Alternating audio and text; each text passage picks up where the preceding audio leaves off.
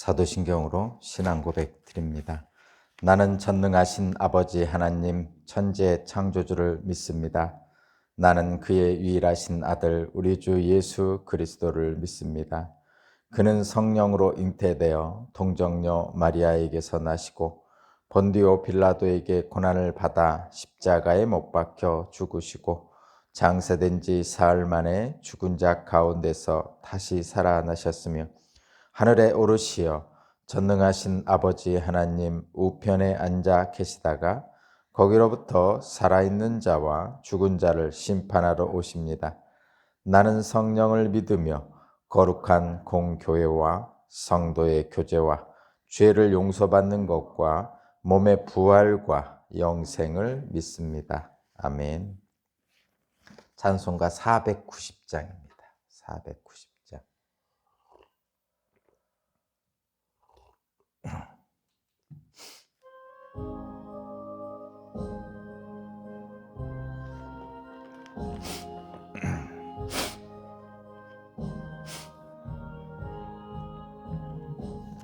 주여 지난밤 내 꿈에 배었으니 그 꿈 이루어 주옵소서. 밤과 아침에 계시로 보여주사 항상 은혜를 주옵소서. 나의 놀라운 꿈 정녕 믿기는 장차 그 은혜 받을 편이. 나의 놀라운 꿈 정녕 이루어져 주님 얼굴을 배우리라. 마음 괴롭고 아파서 낙심될 때 내게 소망을 주셨으며 내가 영광의 주님을 바라보니 앞길 환하게 보이도다. 나의 놀라운 꿈 정녕 믿기는 장차 큰 은혜 받을 편이. 나의 놀라운 꿈 정녕 이루어져 주님 얼굴을 배우리라. 세상 풍조는 나날이 변하여도 나는 내 믿음 지키리니. 인생 살다가 죽음이 꿈 같으나 오직 내 꿈은 참되리라. 나의 놀라운 꿈 정녕 믿기는 장차 큰 은혜 받을 편이. 나의 놀라운 꿈 정녕 이루어져 주님 얼굴을 배우리라. 아멘. 아멘.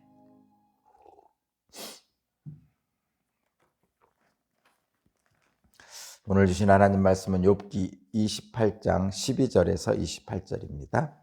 욥기 28장 12절에서 28절입니다.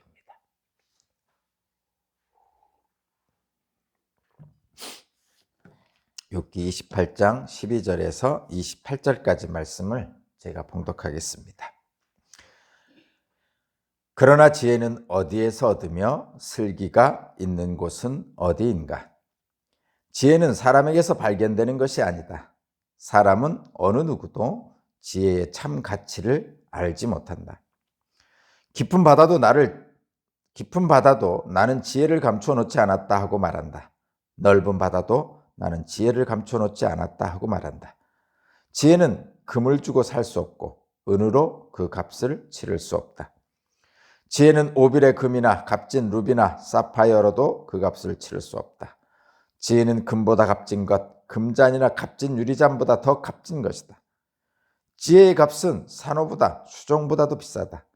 지혜를 얻는 것은 진주를 가진 것보다 값지다. 에디오피아의 토파즈로도 지혜와 비교할 수 없고 정금으로도 지혜의 값을 치를 수 없다. 그렇다면 지혜는 어디에서 오며 슬기가 있는 곳은 어디인가? 모든 생물의 눈에 숨겨져 있고 공중의 새에게서도 감추어져 있다. 멸망의 구덩이와 죽음도 지혜를 두고 이르기를 지혜라는 것이 있다는 말은 다만 소문으로만 들었을 뿐이다 하고 말한다. 그러나 하나님은 지혜가 있는 곳에 이르는 길을 아신다.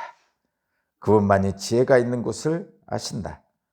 오직 그분만이 땅끝까지 살피실 수 있으며 하늘 아래에 있는 모든 것을 보실 수 있다.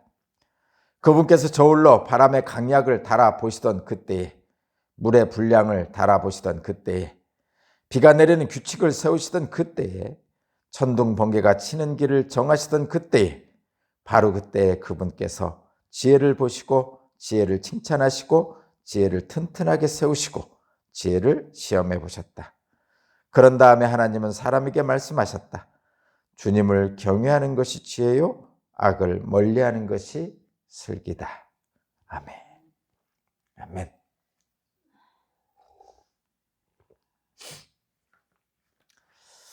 오늘 말씀의 제목은 지혜의 가치와 근원입니다. 지혜의 가치와 근원입니다. 결론은 하나님을 경외하는 것이 지혜의 근원입니다. 참된 지혜자는 하나님을 경외하는 사람입니다. 라는 제목입니다. 지금 새 친구와의 논쟁 속에서 욥은 사람에게서는, 그러니까 새 친구에게서는 더 이상 기대할 것이 없다는 것을 알게 되었습니다. 그래서 하나님을 찾게 됩니다. 우리도 마찬가지입니다. 세상에서는, 그러니까 새 친구로 대비되는 세상에서는 더 이상 기대할 것이 없습니다. 살아보니 그렇죠. 물론 우리는 이 세상에 살아야 됩니다. 세상에서 기대할 것이 없다 해도, 인간에게서 기대할 것이 없다 해도 세상에서 살아야 되고 인간과 살아야 됩니다. 사람들과 함께 살아야 됩니다. 그것이 우리에게 주어진 세상 현실입니다. 그렇다면 어떻게 살 것인가에 대한 고민을 갖게 됩니다. 기대할 것이 없는 세상에서, 기대할 것이 없는 사람들 속에서 어떻게 살 것인가라는 고민을 하게 되죠. 근데 성경에서는 분명하게 말씀하고 있죠. 오늘 본문에서 말씀하고 있는 이 부분은 욥이 말하고 있지만 사실은 하나님이 말씀하시는 것과 동일한 부분입니다. 세상과 사람들에게서 더 이상 기대할 것이 없으면 그럼 세상 속에서, 사람들 속에서 살아야 되는 저와 여러분은 어떻게 해야 되는가 라는 말씀을 하나님께서 욥을 통해서 주시는 말씀입니다. 결론은 그것입니다. 지혜의 가치를 알아야 된다. 그리고 지혜의 근원을 알아야 된다. 그래서 지혜의 가치를 알고 지혜의 근원을 알아서 지혜 있는 사람이 되라는 거죠. 근데 그 지혜의 근원은 하나님을 경외하는 데서부터 나온다는 거죠. 그것이 바로 오늘 말씀의 핵심입니다. 12절을 보면 지혜는 어디에서 얻으며 지혜는 어디에서 얻으며 슬기가 있는 것은 어디인가? 이렇게 물어보면서 시작합니다. 20절도 그렇죠. 지혜는 어디에서 오며 슬기가 있는 것은 어디인가? 라고 물어봅니다. 대답은 차근차근 찾아서 마지막에 하나님을 경외하는 데에서 그 지혜의 길을 발견할 수 있다고 결론을 맺습니다. 그러면서 중간에서 이렇게 말하죠. 13절. 지혜는 사람에게서 발견되는 것이 아니다. 사람은 어느 누구도 지혜의 참 가치를 알지 못한다. 여기서 말하는 지혜는 그래서 세상에서 말하는 능력의 능력을 말하는 것이 아니고, 세상에서 말하는 지식을 얘기하는 것이 아니고, 세상에서 말하는 처세술을 얘기하는 게 아니고, 어떻게 하면 성공할 수 있는가의 방법을 얘기하는 것이 아닙니다. 여기에서 말하는 지혜는 하나님의 형상을 닮은 자로서 어떻게 하면 복된 삶을 살 수 있을까라는 것이죠. 결론은 그것입니다. 그러면 저와 여러분들은, 모든 인간은 복되게 살고 싶어 합니다. 근데 그 복을 세상에서, 그리고 사람들 속에서 살다 보니, 부대끼다 보니 무엇이라고 느끼냐면, 돈 많이 벌고 건강하고 자녀들 잘 되고 이런 것들에서만 찾게 됩니다. 물론 그것들이 복이죠. 당연히 복입니다. 그러나 그것들을 찾아다니면 그것들을 얻을 수가 없어요. 오히려 그것들은 하나님을 경외할 때 뒤따라오는 것입니다. 옛날 어른들이 하는 말이 생각납니다. 돈을 쫓아다니면 돈을 벌 수 없답니다. 시뻘겋게 눈이 충혈돼서 돈만 쫓아다니면 결코 돈은 나를 따르지 않는다고 그럽니다. 그럼 어떻게 해야 되냐고 말씀하시는데, 어떤 분이 그러시는데, 돈이 나를 따라오게 해야 된다고. 그런 의미의 새로운 말입니다. 그런 의미의 똑같은 의미는 아니지만 분명한 것은, 하나님을 경외하면 돈이 따라온다는 거죠. 아니, 복이 따라온다는 거죠. 돈이라고 표현하니까 좀 이상한데, 하나님을 경외하는 지혜를 얻게 되면 우리들이 소망하는 그 복은 따라오게 되는 거죠. 돈을 쫓아가는 것이 아니라 돈이 나를 따라오게 한다는 그 표현처럼, 하나님을 경외하면, 그 지혜를 얻으면 나머지 복들은 따라오는 것이지, 우리가 복되게 살고자 해서 복을 쫓아다니면 그 복은 나에게 오지 않습니다. 그것이 성경의 말씀입니다. 오늘 본문에서는 그래서 지혜의 가치와 지혜의 근원에 대해서 얘기를 하고 있습니다. 지혜는 사람에게서는 발견할 수 없다고 얘기합니다. 13절이 그예요. 지혜는 사람에게서 발견되는 것이 아니다. 사람은 어느 누구도 지혜의 참 가치를 알지 못한다. 이 알지 못하는 이유는 타락했기 때문이죠. 타락했다는 얘기는 하나님으로부터 멀어졌다는 얘기고, 하나님으로부터 멀어졌기 때문에 하나님을 경외하는 것이 지혜의 근원인데, 그것을 알지 못한다는 뜻입니다. 근데 현실적으로 보면, 이렇게 제가 지금 얘기한 건 추상적이고, 현실적으로 보면 지혜롭다고 하는 사람들을 놓고 하는 얘기가 아니고, 일반 사람들을 놓고 하는 얘기입니다. 물론 지혜 있다는 사람들도 한계가 있는 거죠. 인간들 사이에서 지혜로운 것이고, 모든 사람들은 다 자신이 그래도 괜찮은 사람이고 싶어 합니다. 그래서 자신을 지킬 수 있는 하나씩의 논리를 가지고 있습니다. 그것은 지식이 많은 사람도 그렇고 그렇지 않은 분도 마찬가지입니다. 다 그렇게 하죠. 나일망정. 나니까 그 정도 했지.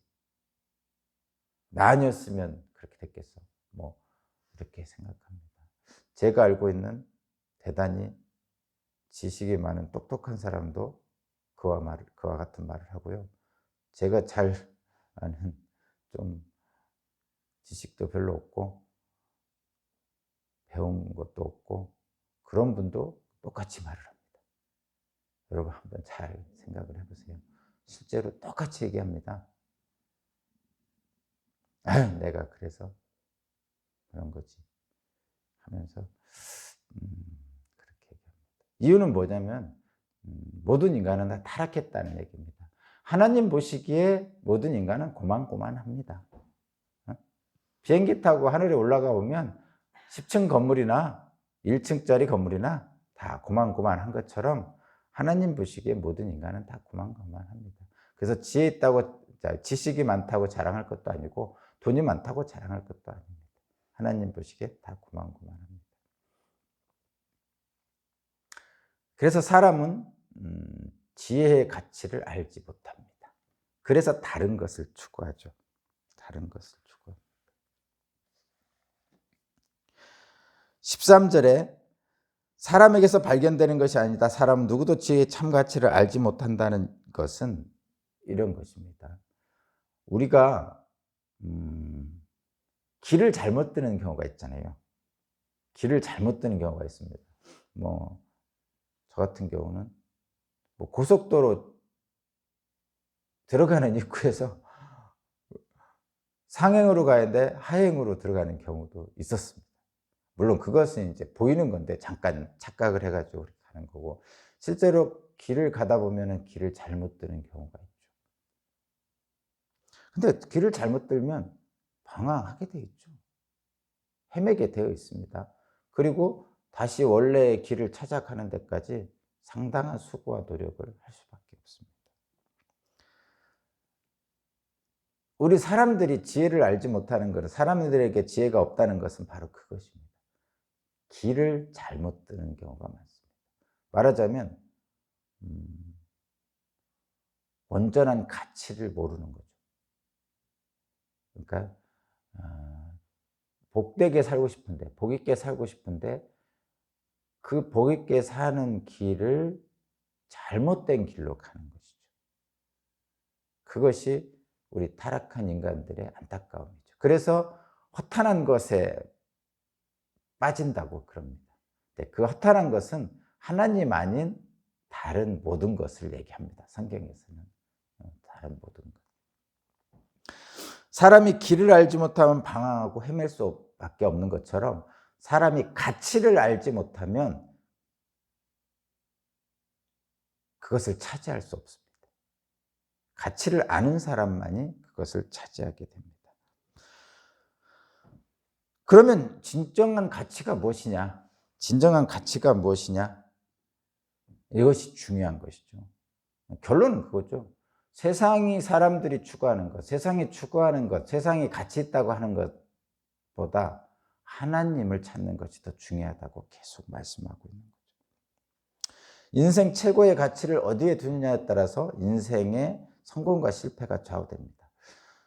돈을 최고의 가치로 보는 사람들이, 그러니까 인간의 역사를 보면요, 돈을 최고의 가치로 봤던 사람이 인생 말년에 불행한 경우가 많습니다. 권력을 최고의 가치로 뒀던 사람의 말년에 불행한 경우가 많습니다.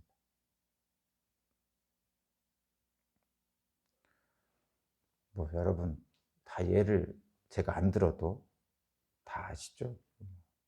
돈만 벌려던 사람, 권력만 가져가려는 사람, 결국은 주변에 있는 자기 가족들, 소중한 사람들도 해치게 되고요. 결국은 자기 자신도 해칩니다. 그러면 돈과 권력이나 이런 것은 필요 없느냐? 아니죠. 그런 얘기가 아닙니다. 그럼 돈이나 권력을, 돈 벌지도 말고 권력을 어떤 높은 지위에 올라가지도 마느냐? 아니요. 그런 얘기가 아닙니다. 분명히 말씀드립니다. 그런 얘기가 아니죠.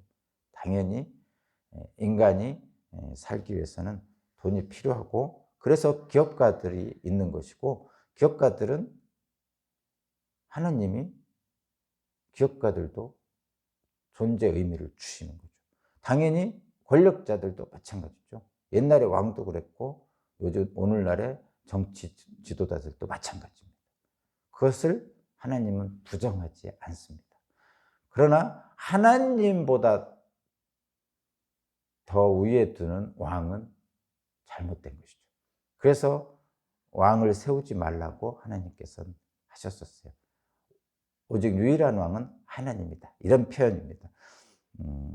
그럼 어떻게 인생의 가치를, 인생의 삶의 그 최고의 가치를 어디에 두냐? 바로 하나님. 하나님을 최고의 가치로 두면 지혜가 있기 때문에 돈을 수단으로 사용할 수 있고, 권력이나 지위를, 힘을 수단으로 사용할 수 있습니다. 권력이나 돈을 최고의 가치로 두면 그게 목적이 됩니다. 목적이 되면 자신도 해치고 주변 사람들도 해치게 됩니다. 그러나 힘이나 돈이나 이런 것들을 최고의 가치가 아니고 수단으로 두면, 목적이 아니고 수단으로 두면 그것들을 사용해서 내 주변에 있는 사람도 살리고 나도 복되게 살 수 있습니다. 그것이 하나님을 경외해야 되는 가장 중요한 이유입니다. 하나님을 통해서만이 지혜를 얻을 수 있다고 그런 거죠. 23절입니다. 23절. 그러나 하나님은 지혜가 있는 곳에 이르는 길을 아신다. 그분만이 지혜가 있는 곳을 아신다. 당연한 거죠. 자, 그러면 여기에 재밌는 이야기가 써 있어서 우리들이 왜 하나님의 지혜보다, 하나님을 경외하는 것보다 자꾸 돈이나 권력 이쪽으로 자꾸 갈 수밖에 없는지, 인간의 한계가 왜 이런지를 재밌는 이야기를 통해서 먼저 하나 읽어드리고, 그 다음에 성경에 나온 이야기와 한번 대비시켜서 말씀드릴게요. 한번 읽어드릴게요. 모차르트가 있습니다. 아주 유명한 서양의 작곡가죠. 음악가죠. 모차르트에게 많은 사람이 음악을 배우러 찾아왔습니다. 모차르트는 그 사람들에게 질문을 했습니다. 음악을 배우러 온 사람에게 질문을 합니다. 당신은 음악을 잘 알고 있습니까? 라고 물었습니다. 그랬더니 재능 있는 한 젊은이가 자신만만하게 대답했습니다. 저는 어릴 적부터 피아노를 쳤고 바이올린도 10년 이상 배웠습니다. 그러자 모차르트는 그 청년에게 정해진 수업료보다 2배를 내라고 했습니다. 또 다른 한 청년이 배우러 왔습니다. 똑같이 질문했습니다. 당신은 음악을 잘 알고 있습니까? 그러자 이 청년은 말합니다. 음악을 잘 모르지만 열심히 배우겠습니다. 그러자 모차르트는 그에게 수업료의 반값만 내라고 했습니다. 이것을 본 먼저 온 청년이 부당한 처사라며 항의했습니다. 그러나 모차르트는 말합니다. 음악을 안다는 사람을 가르칠 때 그가 잘못 알고 있는 것을 인식시키고 그것을 바로잡아 주는데 많은 힘이 들어간다. 그러나 음악을 처음부터 바르게 배우려고 하는 사람에게 가르치는 것은 오히려 쉽다. 겸손하고 순수한 마음을 가지고 배우는 사람은 그만큼 금방 익히는 법이다. 이렇게 이야기를 했다고 그럽니다. 성경에는 부자 청년 이야기가 있습니다. 이 부자 청년은 예수님을 만나러 왔습니다. 그리고 예수님이 보통 분이 아니라는 걸 알고 그동안에 자신이 추구하던 것을 예수님께 묻습니다.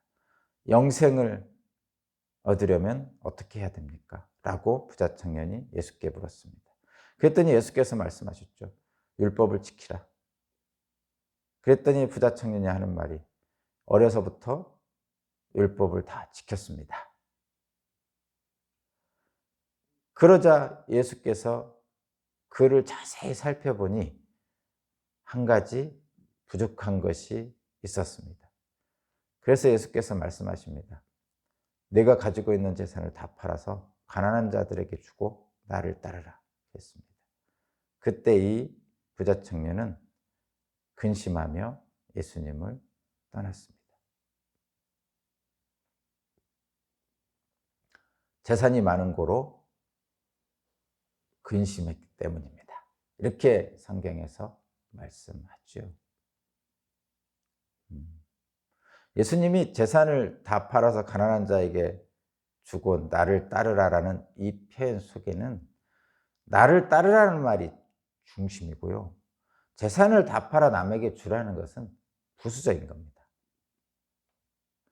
예수님을 따라야만이 영생을 얻을 수 있는 거죠. 근데 이 청년은 예수님을 따를 수가 없습니다. 왜냐하면 그 많은 재산을 따르기 때문에. 이미 이 부자 청년은 많은 재산을 따르지 예수님을 따를 수 없는 분입니다.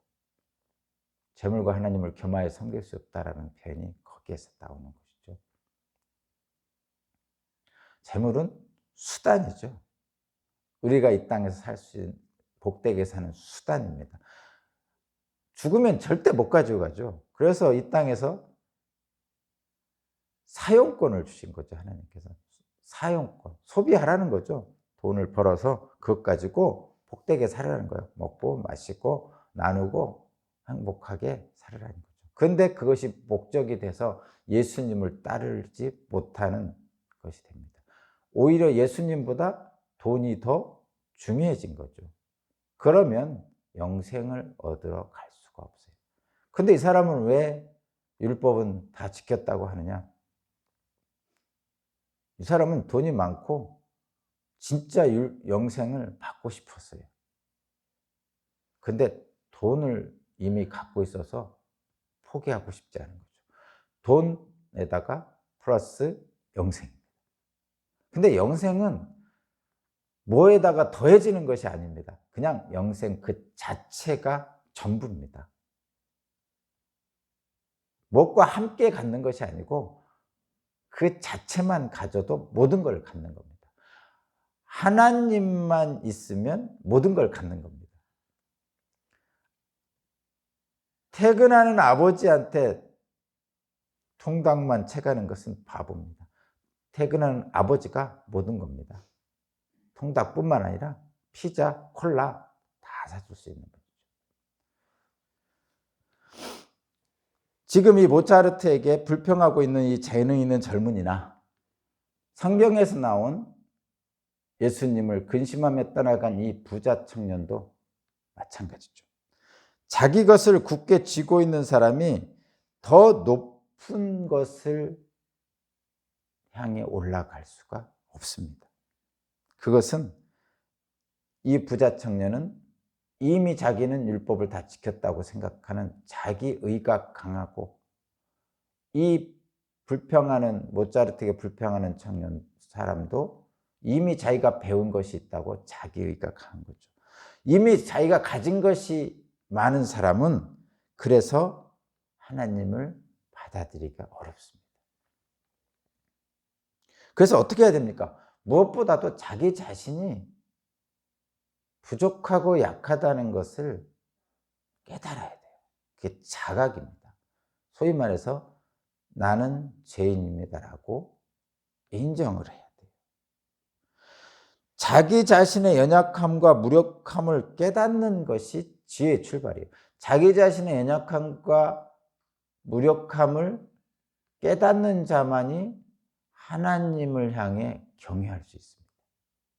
이 부자 청년도 그래서 예수를 따르지 못하고 떠나갔고, 이 젊은이도, 모차르트에게 온 젊은이도 그런 것이죠. 하나님을 경외하는 것이 지혜의 근본이라는 말은 바로 그런 뜻입니다. 하나님을 경외하는 것이 지혜의 근본이라는 말은 자기 자신의 무력함과 연약함을 깨달을 때만이 하나님을 경외할 수 있다는 것이고, 자기 자신의 연약함과 무력함을 깨달을 때만이 지혜를 향해 나아갈 수 있는 거죠. 자기 자신이 이미 배운 것이 많고 가진 것이 많다면 그 지혜를 향해 가기가 어렵다는 거예요. 그래서 수업료를 2배를 내야 되는 것이고, 이 부자 청년은 근심하며 떠나가게 되는 거죠. 먼저 자기 자신의 연약함과 부족함을 깨달으면 겸손해지고 하나님을 경외하는 사람이 되게 됩니다. 그러면 그에게는 그 하나님을 경외함으로써 하나님이 주시는 모든 것을 받아서 흡수할 수 있어요. 그것이 참된 지혜자입니다. 저와 여러분도 오늘 본문 말씀을 통해서 우리에게 주시는 것은, 우리에게 분명히 하나님은 꿈과 희망을 주십니다. 그런데 우리가 갖는 꿈과 희망과는 달라 보여요. 그러나 분명한 것은 세상에서 주는 꿈과 희망, 가치, 인간들 속에서 있는 꿈과 희망, 가치는 수단입니다. 부수적인 거고, 하나님이 주시는 꿈과 희망과 가치는 영원한 겁니다. 우리는 분명히 그것을 기억하고 하나님을 경외함으로써 이 땅에서 지혜로운 자로 사는 저와 여러분들이 되기를 바랍니다. 저도 그 자리로 가기를 원합니다. 기도드리겠습니다. 하나님 감사합니다. 주님을 경외함이 지혜에 이르는 길임을 알게 하셨습니다. 오늘 또 그 길로 나아갈 수 있도록 성령님 나를 주장해 주시고, 이 예배를 드리는 모든 주님의 귀한 자녀들을 그 길로 인도해 주옵소서. 그리하여 그의 나라와 그의 일을 구할 때 모든 것을 더하시는 하나님께서 그의 삶들 복되게 하셔서 물질적으로나 육체적으로나 강건할 수 있도록 축복하여 주옵소서. 감사드리며 예수 그리스도 이름으로 기도합니다. 아멘. 찬송가 490장입니다. 490장 잘 좀 가사를 생각하면서 여러분 은총 받으시기 바랍니다.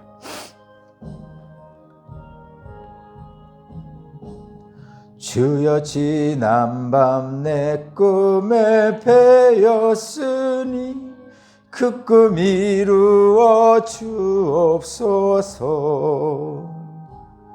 밤과 아침에 계시로 보여주사 항상 은혜를 주옵소서. 나의 놀라운 꿈 정녕 믿기는 장차 큰 은혜 받을 편이, 나의 놀라운 꿈 정녕 이루어져 주님 얼굴을 배우리라. 마음 괴롭고 아파서 낙심될 때 내게 소망을 주셨으며, 내가 영광의 주님을 바라보니 앞길 환하게 보이도다. 나의 놀라운 꿈 정녕 믿기는 장차 큰 은혜 받을 편이, 나의 놀라운 꿈 정녕 이루어져 주님 얼굴을 배우리라. 세상 풍조는 나날이 변하여도 나는 내 믿음 지키리니, 인생 살다가 죽음이 꿈 같으나 오직 내 꿈은 참되리라. 나의 놀라운 꿈 정녕 믿기는 장차 큰 은혜 받을 편이, 나의 놀라운 꿈 정녕 이루어져 주님 얼굴을 배우리라. 우리 주 예수 그리스도 하나님의 아들이시여 우리에게 은총을 베풀어 주소서. 우리를 불쌍히 여기시고 긍휼히 여기시사 주님의 품에 품어 안아주소서. 우리는 연약하고 부족하고 자기에 가득해서 하나님이 주시는 복을 누리지 못합니다. 그래서 오늘 또 주님 앞에 간절히 비옵나니 주님 우리를 불쌍히 여겨주시고 주님의 은총으로 덮어주옵소서. 잘 살고 싶습니다. 복되게 살고 싶습니다. 강건하게 살고 싶습니다. 남들이 부러워하는 삶을 살고 싶습니다. 그러한 소망을 갖고 주님을 믿는 믿음으로 나왔습니다. 주님, 그러나 세상은 만만치 않고 주님은 보이지 않습니다. 하나님께서 우리를 사랑하신다는 그 사랑을 알고 있지만 그러나 우리의 삶은 나아지지 않습니다. 왜 그런지 답답하고 안타깝습니다. 오늘 말씀을 통해서 다시 한번 주님을 찾습니다. 어젯밤 꾼 꿈속에서 만나주신 주님, 오늘 말씀으로 만나주신 주님, 나의 부족함, 연약함을 깨닫고 내가 세상에서 인간적으로 추구했던 것들로부터 하나님을 경외하는 것으로 옮겨가기를 원합니다. 주님, 쉽지 않지만 그래도 한번 해보려고 합니다. 결심하고 결단하여 하나님이 주시는 은혜로운 가치를 찾아 나서려고 합니다. 주님, 그리스도의 성령을 보내주셔서 나를 지켜주시고 하나님을 경외하는 길로 나아가는, 그리고 그 길로 가겠다고 결심하는 주님의 자녀들을 성령께서 붙잡아 주소서. 옳은 길로 인도하여 주소서.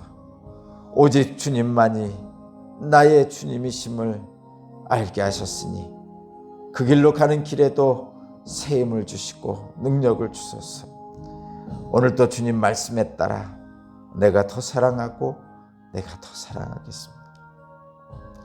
특별히 주님께 간절히 기도하옵기는 주님의 사랑하는 예배자들, 주님이 함께 동행해 주시기를 원합니다.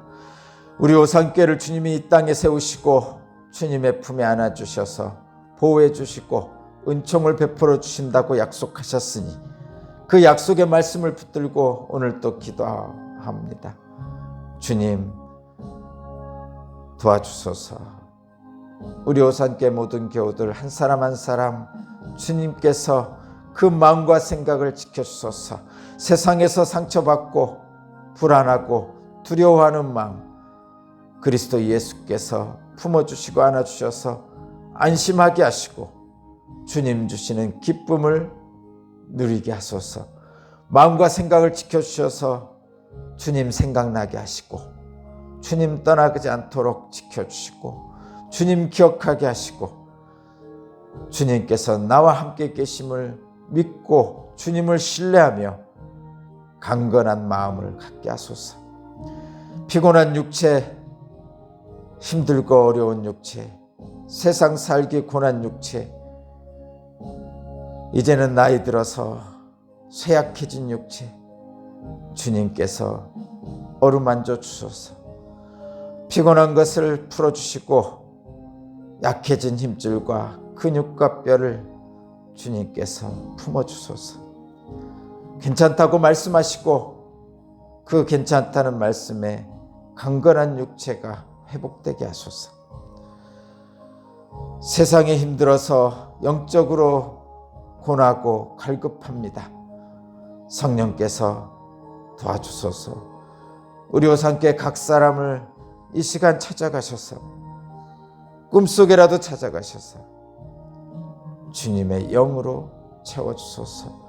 성령으로 임하셔서 그들의 영의 충만함으로 채우시고 영혼이 잘된 같이 범사가 잘되고 강건할 수 있도록 주님 붙잡아 주소서.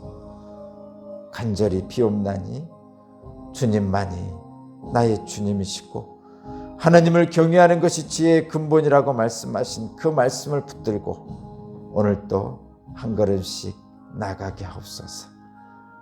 내가 먼저 사랑하고 내가 더 사랑하겠습니다. 주님 감사합니다.